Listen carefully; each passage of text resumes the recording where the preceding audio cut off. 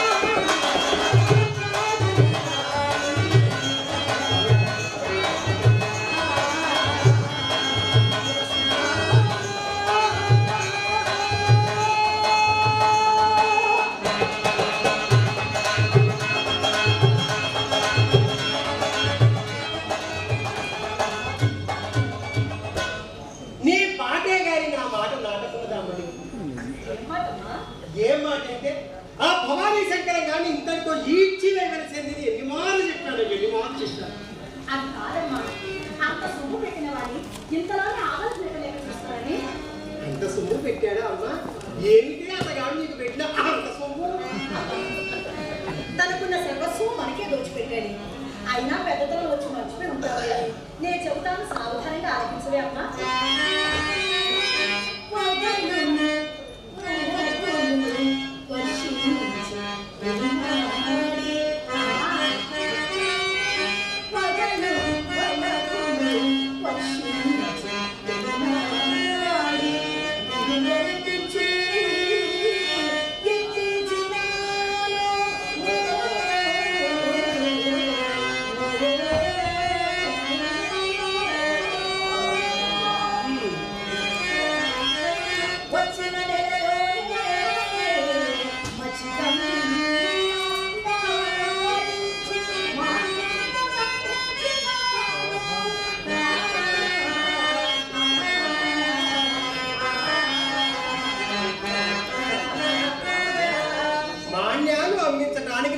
పట్టిందంటే పొద్దున వస్తే సాయంత్రానికి 6 రకాల బాగా నమ్మించారండి.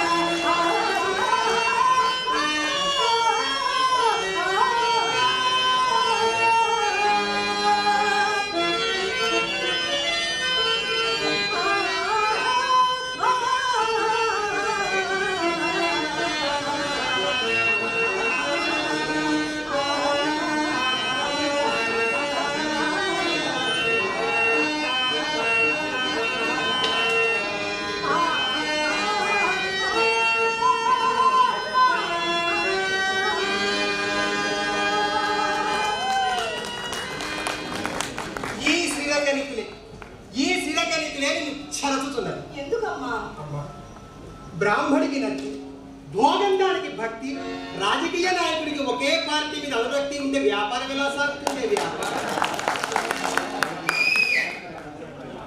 భవానీ శంకరం దగ్గర అంత గుంజాను ఇంత గుంజాను, ఇంతలోనే వాడిని సాగనంపితే వాడి దగ్గర తీసుకున్న సొమ్ము మనకు ఎట్లా జీర్ణం అవుతుంది అంటున్నారే. ధర్మబుద్ధి అనే ఈ ఒక్క నోటు నీ దగ్గర లేకపోతే ఈ పాటికి లక్షలకి లక్షలు, కోట్లకి కోట్లు సంపాదించాలి. అమ్మాయి ఒక్క మాట చెప్తాను, విత్తమున్నంత వరకు వినుని మనము కోరి నెత్తిపైకెక్కినగవలయు, విత్తముడిగిన తోడనే. అమ్మా ముందాకుడు దగ్గర డబ్బులు అయిపోయినాయని తెలియగానే, వాడి గుడ్డిలో చౌర అయిపోయిందని తెలియగానే, వాడి దీపం ఆరిపోవడానికి సిద్ధంగా ఉందని తెలియగానే, విత్తముడిగిన తోడనే బిడియముడిగి వాడి మీద సిగ్గు, శరం, బిడియం, భయం ఏమీ లేకుండా కుక్కను మోలే బయటకు కొట్టవలయు. నీ కాలంలో చేసావుటే సరేలే అమ్మా, నా సంసారమే చెప్పమంటావమ్మా. నేను మంచి వయసులో రోజుల్లో ఈ పట్టణంలో కాపురాలు ఎవరు చేశారు తల్లి? వీళ్ళు ఆడాల మంగళసూత్రాలన్నీ తీసుకొచ్చి మా ఇంట్లో మంచం కొడికి కట్టి పడేశారు. అమ్మా నా సంగతి చెప్పమంటారు, నేను మంచి పర్వంలో ఉన్నప్పుడు అమ్మా కడులో అయినను కరిగించి కొసరి క్షణములో 100 వేలు గుంజినాను, కోటీశ్వరుడైన కుంభములోన కాలిడా ఫకీరును చేసి విడిచినాను, పరమనైష్ఠికుడైనా ఈ పరమనైష్ఠికుడైనా సరే అమ్మాయి, పరమనైష్ఠికుడైన పరదేశి నోట పెట్టి ఎంగిలి తినిపించినాను, పులి వంటి వాడై.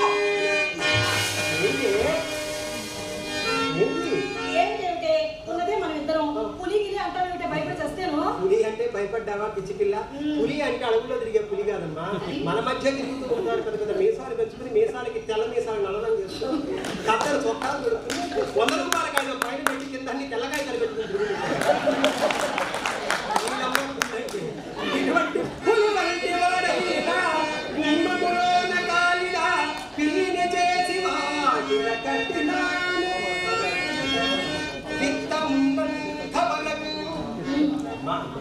విత్తమున్నంత వరకు ప్రతి నిమిషము బలము గురించి, విత్తము దిగిన తోడనే బిడియముడికి కంతుడేది ఒకే నెలను చూపక మెడబెట్టి బయటకు నెట్టినాను. అమ్మా ఇంత బాగా సంపాదించావు కదే, మరి నేను పెద్దదాన్ని అయ్యేసరికి మరింత పూచుక పుల్లైనా లేదు కదమ్మా. ఆ గడిచిన సొమ్మంతా ఏం చేసావే?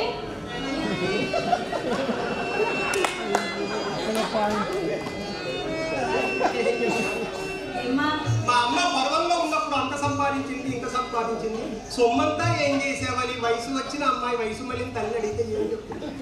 నేను మంచి వయసులో ఉన్నప్పుడు అమ్మాయి నాకు ఒక పిసును కొట్టు పీరుగా దాపురించినాడు. ఎవరో లే నాకు లెక్క ఒక్క వారి వద్ద నుండి పైకం రాదు నిమిత్తము వారికి త్రాగుడు అలవాటు చేయాల్సి. అయ్యో ఎవరి కోసం తాగుతాడే, వారికి త్రాగుడు అలవాటు చేయాల్సి వచ్చింది. ఆ తాగేవాడు ఒక్కడు తాగితే పర్వాలేదు, ఈ మందుకో దిక్కుమాల రోగం తెచ్చిందిగా, అప్పు చేసైనా తాగుతాం కానీ తోడు లేకపోతే తాగబుద్ధి కాదు. శ్రీహరి నువ్వు ఉంచుకుంటేనే నేను ఉంచుకుంటా అన్నాడు, నువ్వు తీసుకుంటే నేను తీసుకుంటా అన్నాడు. పోనీ మర్యాద కోసం అని ఏమిటో అలా సాగిపోయిన వాడి నా కోసం అంటే వాడి కోసం తాగవలసి వచ్చింది. వాడు నన్ను వదిలినాడు కానీ వాడి కోసం అలవాటు చేస్తున్న ఆ మందు మాత్రం అలవాటు. అందువల్ల సంపాదించిందంతా సారాధికులకే సమర్పించాను. మా సారాధికులకే వయసులో ఉండగా మనం ఎంత సంపాదించినాను, వార్ధక్యం వచ్చేసరికి మన జాతికి కూడుకుండా ఉండాలని శాపం ఉంట కదమ్మా. ఎవరమ్మా నీతో చెప్పింది? ఆ బకుళ, ఆ రంగనాయక, ఇవన్నీ వట్టి మాటలు, వట్టి మాటలు. పూర్వపు వీటులు మర్యాదస్తులు, వయసు మళ్ళీపోయిన వైశ్యకాంతలు, వాడిపోయిన పువ్వులే చూచని వారు. మరి ఇప్పటి వారు చివికిన ఆవకాయ పేడు వలే చివరంత వరకు గుంజీ గుంజీ గుంజీ ఆ పూటకు సర్దుకుంటున్నాడమ్మా. అమ్మా ప్రభుత్వాలు మారినప్పుడల్లా పథకాలు మారినట్టు ఇప్పుడు ఆ శాపం అమల్లో లేదమ్మా. ఆ శాపం పదిగా పోయిందమ్మా. సరే గారి అమ్మా మాటల్లో పడి మర్చిపోయాను. వాడు ఏమైనారే? ఎవరేమిటే నీ వలపుల రాగానే ఎవరేమిటే నా లంగాలతో లాంచీలు కుట్టించుకుంటా ముండాకుడు భవానీ శంకర్ గారు ఏమయ్యారే?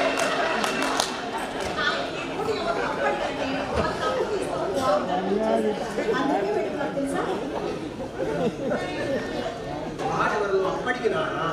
వారు తప్పక ఇస్తామని మీకు వాగ్దానం చేసినారా? వారికి ఇస్తారు, వారు మీకు ఇస్తారు, మీరు నాకు ఇస్తారు, నేను నా పోషణలో పోస్తాను. సిగ్గు లేకపోతే సరి దేవలసిన తొడల్లా ఇది వరకు ఎన్నడో తెచ్చినాడు. వారికి ఈ పురంలో అప్పు పెట్టువాడు లేడు లేడు లేడు. ఇవన్నీ నిన్ను మోసం చేయటం మాటలు. అమ్మాయి నీ వల్ల కాకపోతే నాకు చెప్పు. ముండాగుడికి క్షణాల్లో శంకరగిరి మాన్యాలు పట్టిస్తా. నా మహత్వం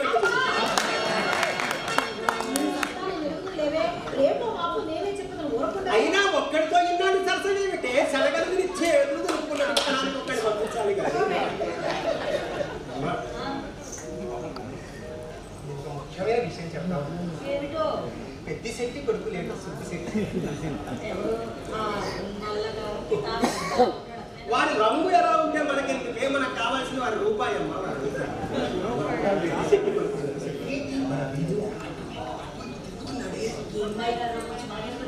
ఏ రోగం కాదు, ఆ రోగమే వచ్చింది. ఉన్నాము ఏమిటి అంటే ఆరోగ్యమే. ఏ రోగం వస్తే కళ్ళ మొహం కొడబుద్ధి కాదు. ఏ రోగం వస్తే ఇంట్లో కాలు నిలవదు. ఏ రోగానికి మందు ఎక్కడ దొరుకుతుందో ఆ రాకూడని రోగం వలపు రోగం వచ్చింది వారికి. అది మామూలు రోగం వలన ఋతువులలో వసంత ఋతువు ఎలాంటిదో రోగాలలో వలపు రోగం అలాంటిదో. వలపు రోగం ఉండని వాడు సాని వాడనే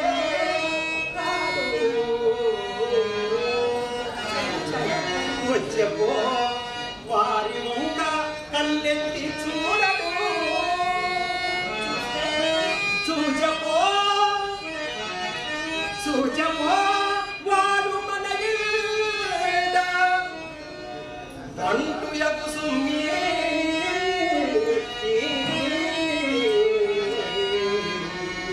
అమ్మ ఆ సుబ్బిశెట్టి వాళ్ళ నాయన కంటూ దుగ్గు చల్లి సొమ్మంతా తెచ్చి భోగం పక్కన పెట్టుకున్నట్ట. అమ్మ ఈ మధ్య అది రంగనాయకి దాని పట్ట భాగ్యం వినివల్లేదమ్మా. ఆ సంగతి తెలిసే మొన్న మనం పెళ్లి చేసిన కచేరీకి వెళ్ళామా? అక్కడ నాకు అసలు వసూలు రాముడు ఇచ్చేటప్పుడు రవంత రంగు చేశానమ్మా. ఈ తాగినంతా దాని ఫలితమే తెలుసా? మాటలే ఏమన్నా ఇచ్చినారంటే గంటలో 6 కాసులు అర్పించినారే. ఊరిగిడు నాశనం అయిపోతే మేజువాణి కచేరీలో రవ్వంత రంగు చేస్తే చేతికి చెయ్యి తగిలితే అరగంటలో బంగారపు కాసులు ఆడించారు. అరగంటకే 6 కాసులు ఇచ్చారు. ఒళ్ళు తగిలితే అంటిస్తారు. అమ్మాయి ఒక్కసారి వారు వచ్చినప్పుడు నీకు తెలియజేస్తా. చక్కగా ముస్తాబమ్మ ముగ్గలు గానం మంచిగా ఉంది. చక్కగా ముస్తాబమ్మ ఏ మాట కామాటే చెప్పుకోవాలి. నాకంటే నువ్వు చాలా చక్కగా చాలా మగలిపోతున్నాడు. నువ్వు కనిపించవే. ముస్తాబు మెరుగైన ముది లంజయ్యను పిందెగోలే కనపడవచ్చునమ్మా. అయ్యో నా ముస్తాబు గురించి చెప్తావా తల్లి? అమ్మా ఈసారి శక్తి గారు వచ్చినప్పుడు నీకు చక్కగా అలంకరిస్తా. మంచిగా అలంకరించుకుని కనపడదే. ఇలా కనపడితే కుదరదమ్మా. తక్కువ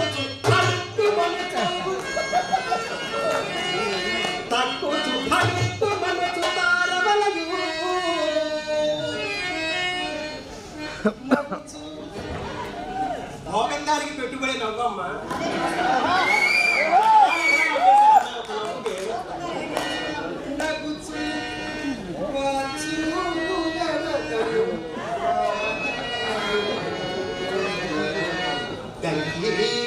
సకిలించి వెనకకు తగ్గబడను విటులను ఆకర్షించు కిటుకులు.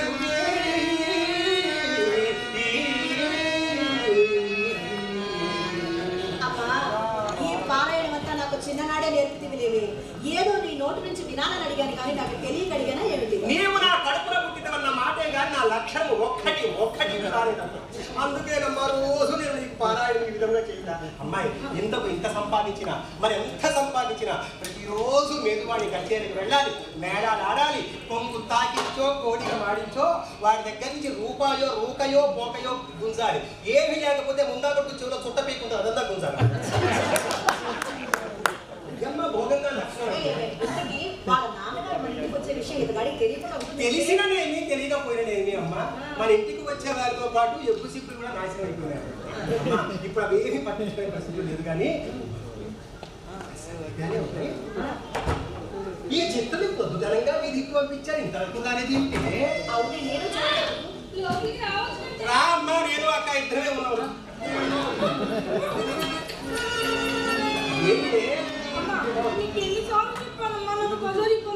ఏమైంది ఎక్కిస్తాను అమ్మా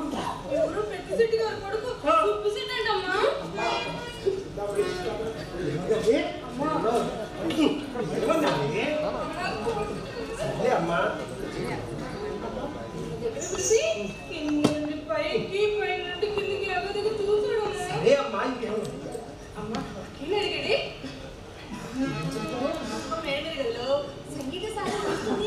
సజ్జను నేను బోర పడుతుందని సిగ్గు లేకపోతే సరే ఇంటి ముందు చూడడం చక్కనైతే ఏం చెప్పాలి ఇప్పటిదాకా మీకోసమే నుంచుని వీధి మార్కెట్లో ఇప్పుడే ఆ లోపలికి అడుగేసింది మీరు వచ్చారండి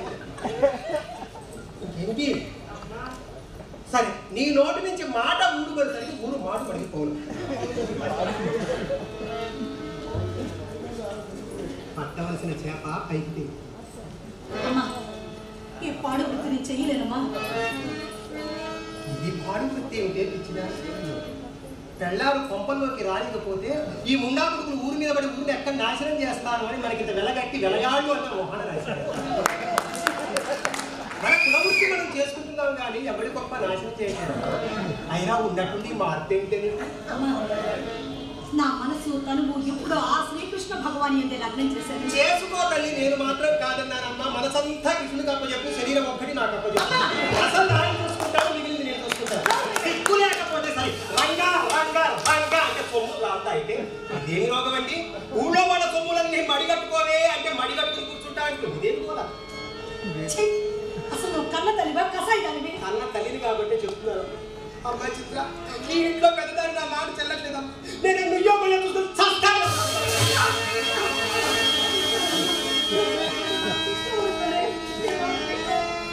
అమ్మా చిత్ర వచ్చేవాడు సామాన్యుడు కాడమ్మా బాగా సొమ్ములు ఉన్నవాడు కాస్త పక్క కాస్త తెల్లటి పక్క వేసి ఇచ్చాము ఆ అత్తరదాడు అని సరిగ్గా పెట్టలేదు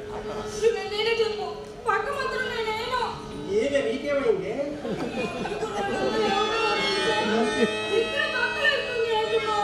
అమ్మాయి పదవుల కోసం పక్కలేయడం కంటే కడుపు నింపుకోవడం కోసం పక్కలేయడం తప్పు లేదు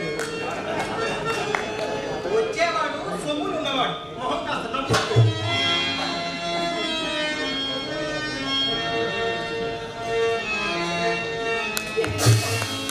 ఇలాంటి పాడు కప్పుడు మోసుకుని అవుతా నీకు ఎన్నిసార్లు చెప్పాలి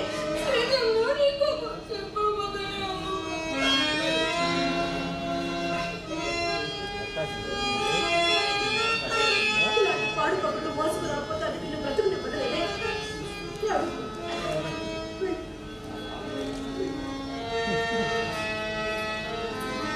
చిచ్చి ఏమి వృత్తి ఇది పాడు వృత్తి కదా ఎరుగవలయో